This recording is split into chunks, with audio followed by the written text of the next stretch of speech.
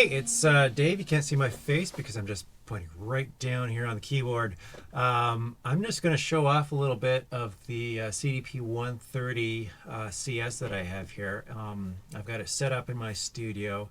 As you can see, it's a very slim, compact version of a piano keyboard, and it's 88 note keys, weighted action. We've got two 8-watt speakers here on either side of the keyboard. A power button, which you can obviously use to power on. It's got a 30-minute limit in terms of it will turn itself off after 30 minutes of inactivity, so you don't have to remember to turn it off and get all flustered about that. On the back, we've got 4 ports. We've got a headphone jack, which right now I'm using as actually a direct out to the studio, to my recording rig. So you'll actually be the sounds you'll be hearing are not coming out of these speakers. They're actually coming out of the headphone jack directly out. So you'll hear like the pristine sound quality here. We've also got a damper pedal input on the back here behind the music stand. As you can see, there's a power input, and over here there's a USB output, which allows you to use this as a MIDI controller for either your computer or any other device, which I'll sort of demonstrate a little bit later. So as you can see, it's very slick layout here. There's not really a lot of controls to confuse you here, so you can just sort of get up and run. There's a couple of quick buttons here to press for grand piano sound, which you can hear here. There's also a quick one for electric piano. There's a metronome you can start here, and you can increase the speed through the function here. When you've got piano and you want to get sort of a reverb of being in a concert hall, you can just immediately press the hall button.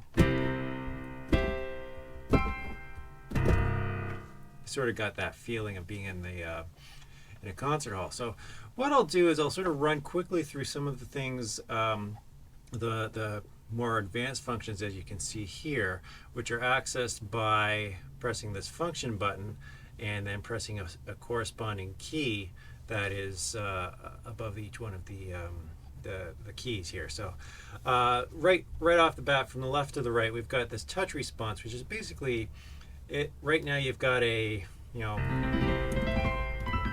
standard touch response for a grand piano. It's a little bit more, you really got to lean into the bass notes. It's a little bit more forgiving up at the top here. If you want something that's a little bit different, let's see what this one is. I press the function and the key. You hear that audible beep there. So that one doesn't allow you to hit the notes as hard. So if you can really hit these notes hard and they don't really sound as much. Number 3 is sort of the same kind of thing, a different kind of response. I'll just turn that off right now. You've got the fine tuning, which you can basically go from, the standard is A440, which is this A right here is 440 Hertz. You can do it by minute. I don't really know what the increments are, but if you can go down, it's detuned by a little bit more. Going back, there's a transpose function. I'll turn off the hall function there. There's a transpose function, so if you're playing C, you can, and somebody else is playing, say you're playing along with a B-flat clarinet, and you're trying to play along with them, but you're not. You're reading the same music.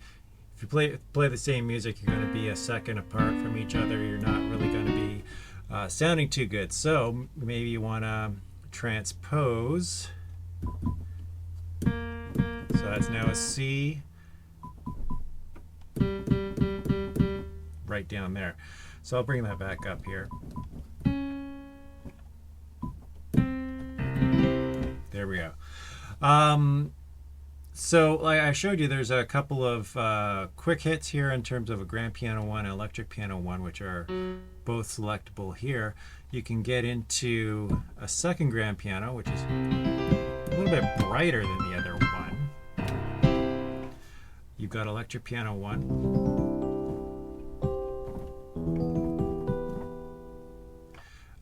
You can get into electric piano 2 or 3. Let's go to 3. Just a different kind of feel to it. You got we've got a harpsichord here.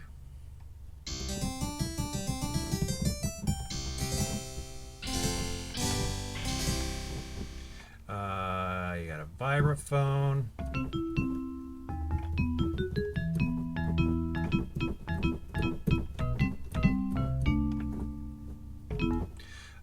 Strings, which is a very lush kind of thing. You're not going to be able to do those.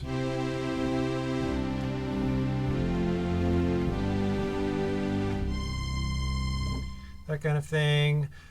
Pipe organ.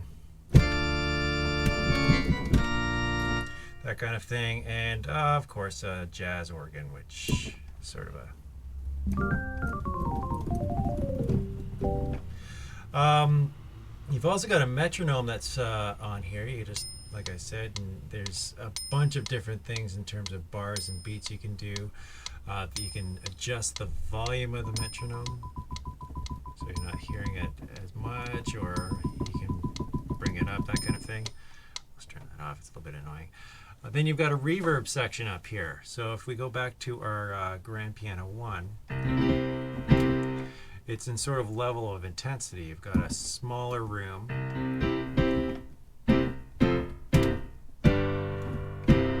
The default, apparently from the instruction manual, is number 6 here. So if you bring it down to 1, you're basically almost like you're in a closet. Go to the other extreme, a very big,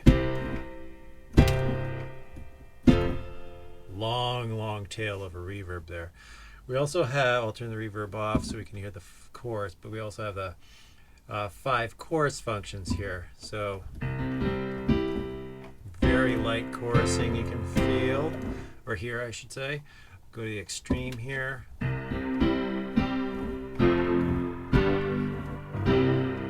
Sort of got that detuning effect, so to speak, on the chorus. So that's basically the keyboard as it is in the options.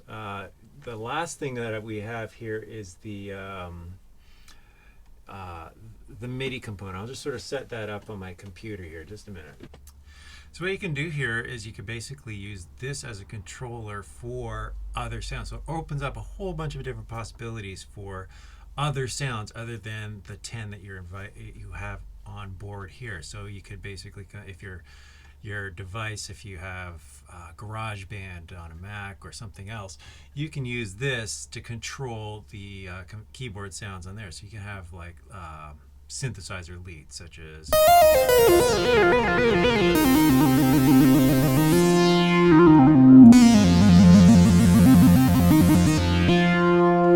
or you can do a whole different bass part.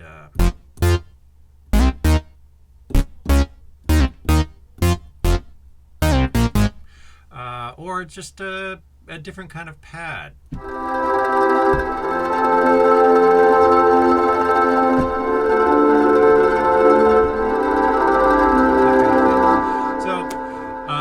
a very versatile instrument. I hope to sort of give you a good overview of what's possible on this this keyboard. And yeah, if you have any questions on this product or others, leave a message at the bottom of this the plugin blog here, and I'll get back to you as soon as I can.